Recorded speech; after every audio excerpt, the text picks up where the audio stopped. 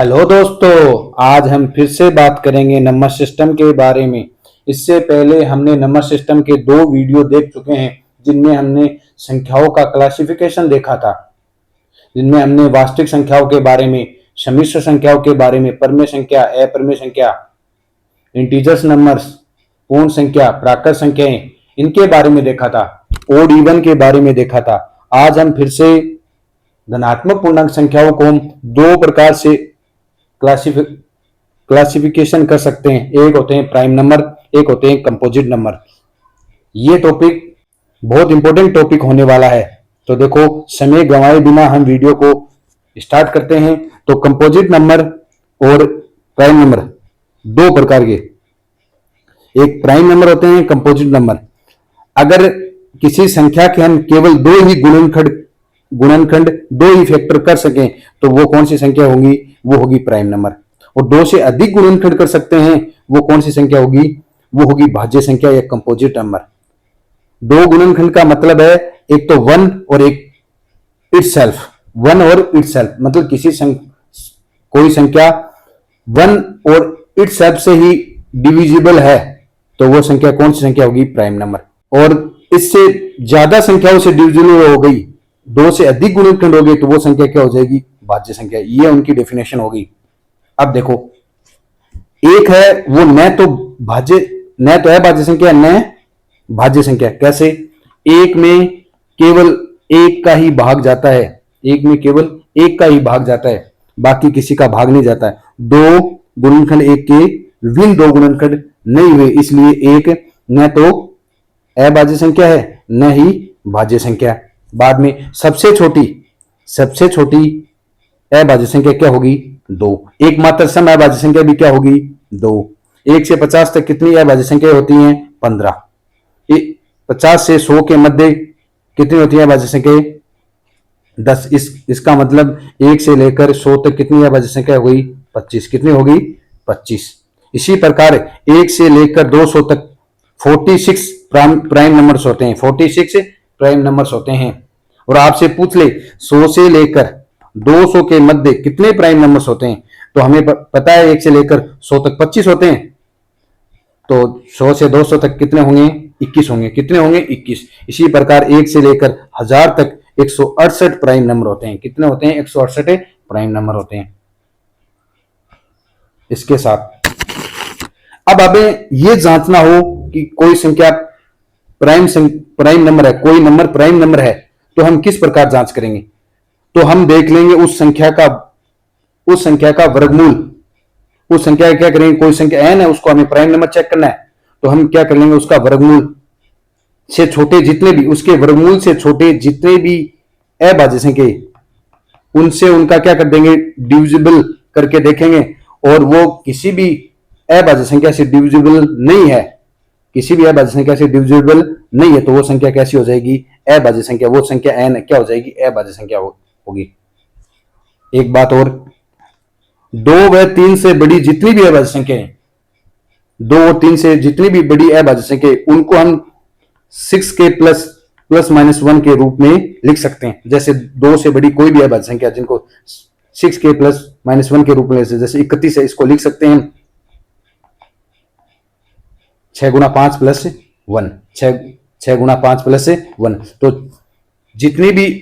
जितने भी prime numbers हैं जो 2 व 3 से बड़े हैं, उनको 6 के प्लस माइनस 1 के रूप में लिख सकते हैं। लेकिन जरूरी नहीं है किसी संख्या को हम 6 के प्लस माइनस 1 के रूप में लिख सकें वो प्राइम नंबर हो, ये बात जरूरी नहीं है। लेकिन जितनी भी अभाज्य संख्या है उनको 6 के प्लस 1 के रूप में लिख सकते हैं। वो 2 व 3 से क्या होनी चाहिए? बड़ी होनी चाहिए। साथ के साथ there are 15 prime numbers between 0 और के मध्य, 25 बिटवीन 0 व 100 के मध्य। ये बात हमने देख चुकी है। एक और इंपॉर्टेंट बात है, ये बात इंपॉर्टेंट है हर एग्जाम के लिए। 2 अंकों वाली अभाज्य संख्या जिनको उल्टा करने पर भी अभाज्य संख्या ही रहती है, ऐसी कितनी संख्याएं हैं जिनको उल्टा करने पर भी क्या रहती है? अभाज्य संख्या रहती है। तो ऐसी कितनी संख्याएं हैं? 5 संख्याएं हैं। 1 से 100 के मध्य ऐसी कितनी संख्याएं हैं? ऐसी 5 संख्याएं। एक तो 11, एक 13, एक 17, एक 37 और एक 79। इनको उल्टा करने पर भी क्या रहती हैं? अभाज्य संख्या रहती हैं। अगर आपको जानकारी अच्छी लग रही है तो वीडियो को शेयर और चैनल को सब्सक्राइब जरूर कीजिए।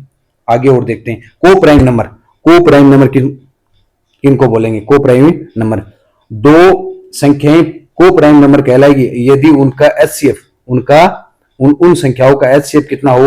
एक हो। उन संख्याओं का एचसीएफ एक हो। लेकिन वो संख्या अभाज्य संख्या होना जरूरी नहीं है, बस उनका एचसीएफ क्या होना चाहिए? उनका एचसीएफ एक होना चाहिए। तो वो दोनों नंबर क्या कहलाएंगे? को प्राइम नंबर कहलाएंगे। उसके साथ twin prime number, twin prime number, twin prime number में ये खासियत है कि दोनों संख्याएं क्या होनी चाहिए? दोनों संख्याएं अभाज्य संख्या होनी चाहिए। और उनमें अंतर कितने का होना चाहिए? 2 का अंतर होना चाहिए। अंतर कितने का होना चाहिए? 2 का होना चाहिए। लेकिन को प्राइम नंबर में संख्याएं अभाज्य संख्या होना आवश्यक नहीं है। ये बात भी आपको ध्यान रखनी है। दोनों में ही अंतर है, को प्राइम और ट्विन प्राइम नंबर में। साथ ही साथ अंतर 2 का होना चाहिए। तो 1 से 100 के मध्य ऐसे कितने जोड़े हैं? ऐसे कितने जोड़े हैं जिनमें 2 का अंतर है? तो देखो ऐसे 8 जोड़े हैं। कितने जोड़े हैं? ऐसे 8 पेयर हैं जिनमें अंतर कितने का? 2 का। जैसे 3 5, 5 7, 17 19, 11 13, 29 31, 41 43, 59 61 और 71 73। ऐसे कितने जोड़े हैं? ऐसे 8 पेयर हैं जिनमें अंतर कितने का है? 2 का अंतर है, मतलब ट्विन प्राइम नंबर है। आगे वाले, तो अब देखो इससे पहले हमने अभाज्य संख्याओं की बात कर ली। अब थोड़ी बात हम भाज्य संख्याओं की और कर लेते हैं। कंपोजिट नंबर की थोड़ी बात और कर लेते हैं। कंपोजिट नंबर की ओर बात करते हैं। हमने देखा यदि किसी संख्या के 2 से अधिक गुणनखंड है, 2 से अधिक गुणनखंड, 2 से अधिक फैक्टर हैं, 2 से अधिक फैक्टर हैं, तो वो कौन सी संख्या होगी? भाज्य संख्या होगी, वो कंपोजिट नंबर होगा। उसके साथ साथ आपको पूछ ले सबसे छोटा, सबसे छोटा, सबसे छोटा कंपोजिट नंबर कौन सा होता है? कंपोजिट नंबर कौन सा होता है? तो सबसे छोटा कंपोजिट नंबर कौन सा होता है? 4। उसके बाद में 6, उसके बाद में 6, सबसे छोटा 4 6 और बाद में क्या होगा? 8, फिर क्या होगा? 9, फिर क्या होगा? 10। तो 2 अंकों का सबसे छोटा, 2 अंकों का सबसे छोटा कंपोजिट नंबर पूछे तो कितना होगा? 10 होगा। इसी प्रकार सबसे बड़ा 2 अंकों का कंपोजिट नंबर क्या होगा? 2 अंकों का सबसे बड़ा कंपोजिट नंबर क्या होगा? 2 अंकों का सबसे बड़ा कंपोजिट नंबर होगा 99। अब आपसे पूछ ले 1 से लेकर 100 तक कितनी भाज्य संख्या होती है? कितनी भाज्य संख्या होती है? तो आपको पता है 1 से 100 तक कितनी प्राइम नंबर होते हैं? 25 प्राइम नंबर होते हैं।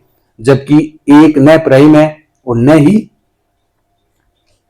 नई कंपोजिट है, तो टोटल कितने बच गए? 74। तो 1 से लेकर कितनी 100 तक कितने कंपोजिट नंबर होंगे? 74। कितने कंपोजिट नंबर होंगे? 74। तो ये हो गई भाज्य संख्याओं की बात। अब देखो हम क्वेश्चन देखने वाले हैं। अब हमें क्वेश्चन देखने वाले हैं। देखो पहला क्वेश्चन हमारे पास है, अक्स का मान ज्ञात कीजिए जिसके लिए x प्लस 1 और x प्लस 3 सभी अभाज्य संख्या हो, सभी अभाज्य संख्या हो। अक्स का हमें मान ज्ञात करना हो जिसके लिए सभी क्या हो? सभी अभाज्य संख्या हो। अब देखो एक तरीका तो ये हम अक्स का मान लेकर के, क्या अक्स का मान 0 ले तो 0 क्या अभाज्य संख्या है? नहीं। अक्स का मान हम 2 लें तो 2 3 और 5, 2 और 3 5 तीनों अभाज्य संख्या, तो अक्स का मान क्या हो जाएगा? 2। क्या हो जाएगा? 2। 1 अगर अक्स का मान 1 लें तो 1 न भाज्य न अभाज्य, न भाज्य न अभाज्य। 101 लें तो क्या हो जाएगा? 101 102 और क्या हो जाएगा? 104। तो हमें पता है 101 तो अभाज्य संख्या होगी लेकिन 102 नहीं होगी क्योंकि ये 2 से डिविजिबल है, नहीं होगी, नहीं 104 होगी। तो इसका ऑप्शन क्या हो जाएगा? Option number 2। Option number 2। अगला क्वेश्चन और देखते हैं। अक्ष y z अलग अलग अभाज्य संख्याएं हैं और अक्ष y से बड़ा है, y z से बड़ा है और तीनों का योग कितना है? तीनों का योग 70 है। तीनों का योग कितना है? 70 है। तो हमें पूछा है z का मान कितना होगा? हमें पूछा है z का मान है कितना होगा? अब देखो ये 3 अभाज्य संख्याएं, तो हमें पता है 2 को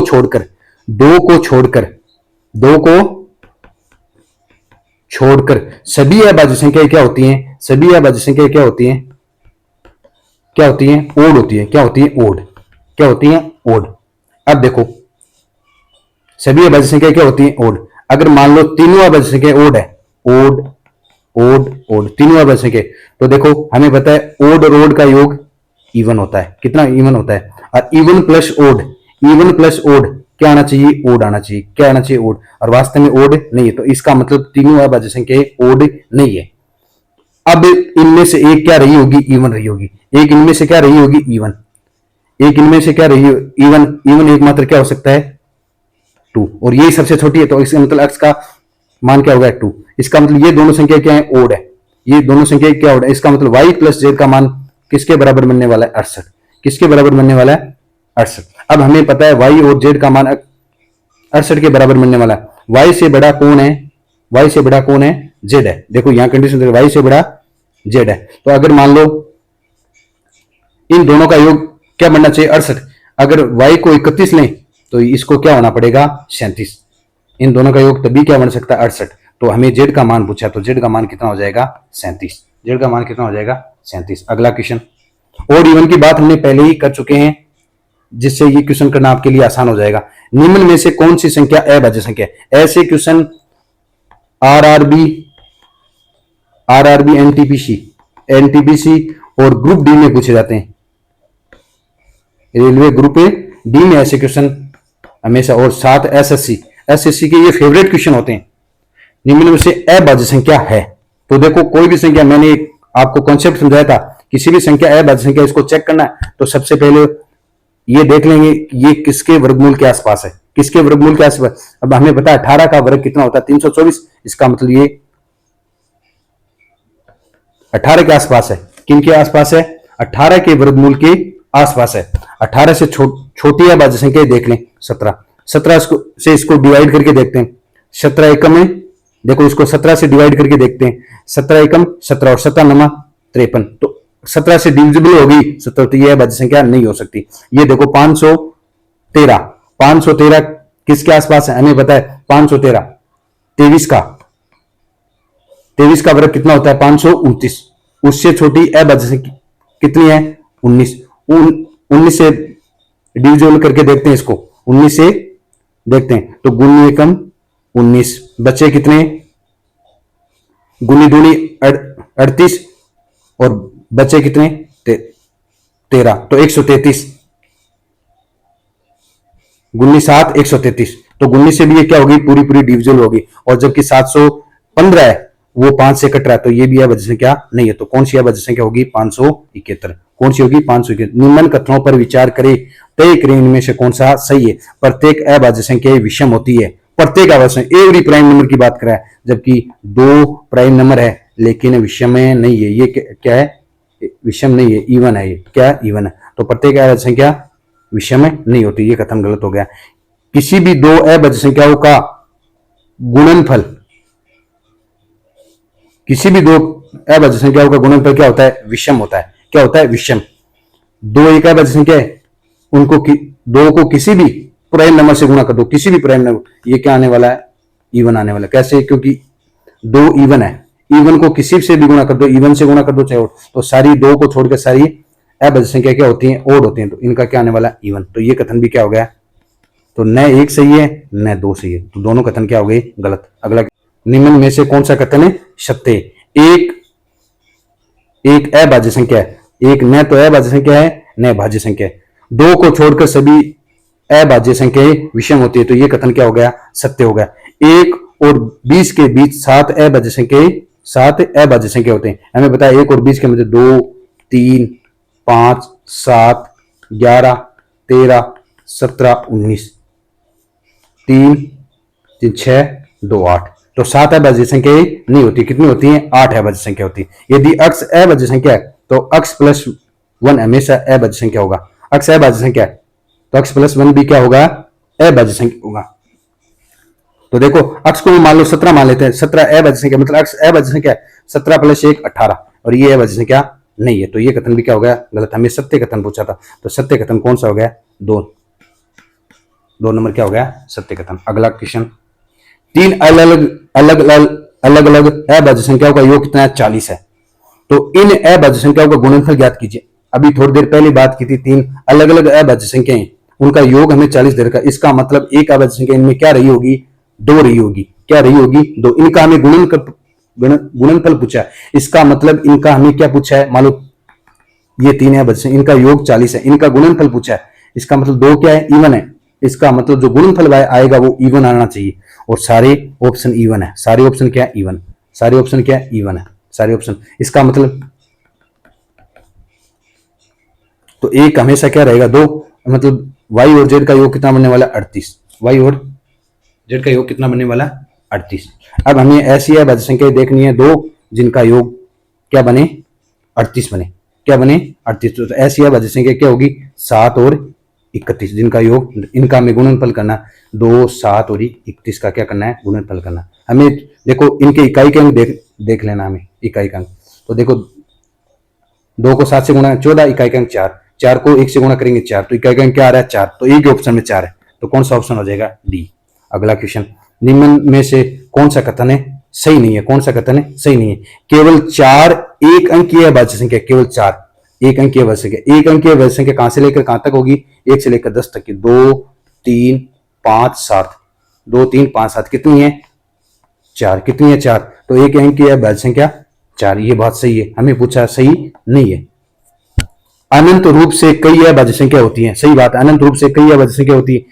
एक अभाज्य संख्या के केवल 2 कारक, 2 कारक मतलब 2 फैक्टर्स होते हैं, ये बात भी क्या? सत्य है। सभी अभाज्य संख्या विषम होती है। 2 इवन है, 2 इवन है। सभी अभाज्य संख्या, 2 को छोड़कर सभी अभाज्य संख्या विषम। तो कौन सा कथन सही नहीं है? तो चौथा कथन है सत्य नहीं। चौथा कथन सत्य नहीं है, तो चौथा कथन कौन से ऑप्शन में? बी ऑप्शन में। अगला, 6 और y 6 अभाज्य संख्याओं का एक युग्म है। 6 और y 6 अभाज्य संख्या का युग्म है। a और b 2 अभाज्य संख्या हैं, तो उनका HCF कितना होगा? 1 होगा। उनका HCF कितना होगा? a और b का HCF कितना होगा? 6 अभाज्य संख्या है, तो उनका HCF कितना होगा? 1। इस बात का हम यूज करने वाले हैं। y एक प्राकृत संख्या है जो 20 से अधिक नहीं है, इसका मतलब 20 से अधिक नहीं है। अब देखो a का जो मान है वो 6 आ रहा है, इसका मतलब y का मान इवन आ रहा है। 6 क्या है? इवन। इसका मतलब y का मान इवन नहीं हो सकता, क्योंकि बाद में HCF 1 नहीं आएगा। HCF 1 नहीं आएगा, तो और 20 से छोटे मान लेने, तो इवन वाले कोई भी मान नहीं होगा, तो क्या होगा? ओड वाले मान होंगे, 1 होगा। अब 3 नहीं हो सकता। 3 क्यों नहीं होगा? 6 और 3 का HCF कितना बन जाएगा? 3 बन जाएगा, तो 3 भी नहीं हो सकता। फिर 5 होगा, फिर 7 होगा, फिर 7 होगा। अब 3 का गुणज भी नहीं बन सकता, न विषम आ सकता, 3 का गुणज भी नहीं बन सकता। अगर हम 9 लेंगे तो 6 और 9 का HCF कितना आ जाएगा? 3 आ जाएगा, तो 9 भी नहीं हो सकता। कितना बनेगा? सम तो लेना नहीं है। फिर 11, फिर 13, 14 ले नहीं सकते। 15 3 का गुणज नहीं ले सकते। 16 ले नहीं सकते क्योंकि सम है। 17, 18 नहीं ले सकते, 3 का गुणज है और सम भी है। और बाद में क्या आएगा? 19। तो कितने हो जाएंगे मान? 1, 2, 3, 4, 5, 6, 7। कितने मान हो जाएंगे? ऐसे मान हो जाएंगे 7। कितने मान हो जाएंगे? 7। अगला क्वेश्चन, 50 से कम अभाज्य संख्याओं की कुल संख्या होती है। 50 से कम, 50 से कम कितनी होती है अभाज्य संख्या? हमने बात की 50 से कम कितनी होती है? 15। हमने कहा था 50 और 100 के मध्य कितनी होती है? 10।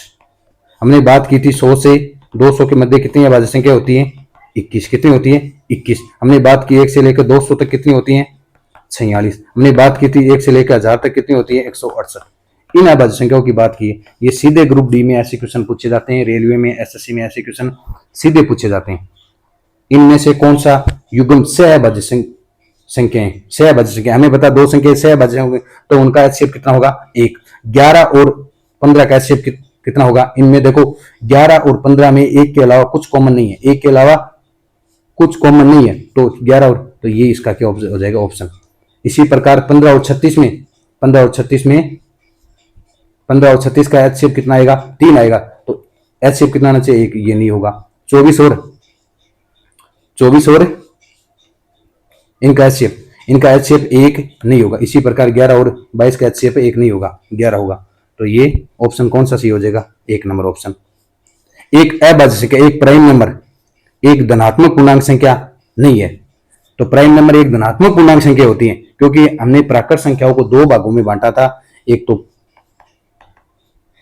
प्राइम नंबर में और एक कंपोजिट नंबर में। 2 धनात्मक पूर्णांक संख्याओं को 2 भागों में, धनात्मक पूर्णांक बोल दो या प्राकृत संख्याओं को 2 भागों में हमने बांटा था। तो प्राइम नंबर क्या होता है? हमेशा क्या होता है? धनात्मक पूर्णांक संख्या होता है। न कि ऋणात्मक पूर्णांक संख्याएं होती हैं। ऋणात्मक पूर्णांक संख्याएं कभी भी अभाज्य संख्याएं नहीं हो सकती हैं। इनमें से इसका कोई भी भाजक नहीं होता, इसका कोई भी भाजक नहीं होता है, इसका कोई भी भाजक नहीं होता। इसका भाजक एक और स्वयं तो होता ही है, इटसेल्फ, एक और इटसेल्फ इसका भाजक होता है, कोई भी भाजक नहीं होता है। इसके दो भाजक होते हैं, केवल खुद से और एक से विभाजित होती है। ये बात क्या होगी? सत्य होगी। ये बात क्या होगी? सत्य होगी। दो से अधिक भाजक होते हैं, दो से अधिक भाजक होते हैं, वो क्या होती है? वो होती है कंपोजिट नंबर। वो क्या होता है? Composite number. तो कौन सा कथन सत्य हो गया? कौन सा कथन सत्य हो गया? कथन सी कथन। तो सी कौन से ऑप्शन में? डी ऑप्शन में। तो देखो, आज हमने प्राइम नंबर और कंपोजिट नंबर की बात की है, और इनके जो क्वेश्चन है प्राइम नंबर और कंपोजिट नंबर में कैसे क्वेश्चन पूछे जाते हैं रेलवे और एसएससी में, उन क्वेश्चनों की हमने बात की है। अगर आपको वीडियो अच्छा लगा हो, एक बार फिर से वीडियो अच्छा लगा हो तो वीडियो को शेयर और चैनल को सब्सक्राइब कीजिए। आज के लिए बस इतना ही। धन्यवाद।